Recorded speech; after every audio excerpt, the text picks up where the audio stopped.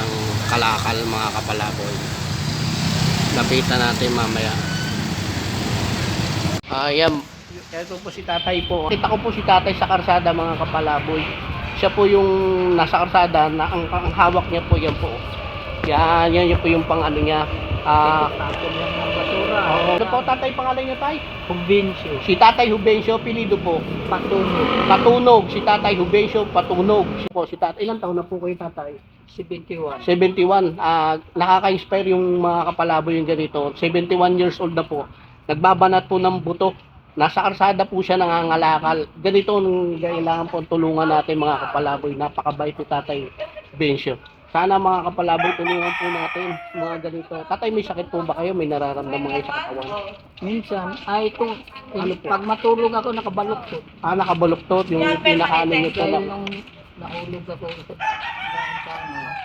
Nahulog po kaya po nakabaluktot na po. Si tatay po pala merong ito, ito yung mga punto. Okay yan. Si tatay kawawa naman po mga palaboy. Si tatay po kasi nakita ko sa karsada mga palaboy. Nagtutulak po siya, nakayuko po tatay no. Ilang taon na po yung nakayuko po kayo ganyan? Ano na, Matagal na po. umpisa nung nag-COVID-19. Nag-COVID. Nakayuko na si tatay kawawa Kasi naman. nagtrabaho ako sa construction. Construction. Doon sa Bukandala. Bukandala sa Mary Grace, sa May Imus po. Si tatay po ay may karamdaman, yung katawan niya po nakabaluktot.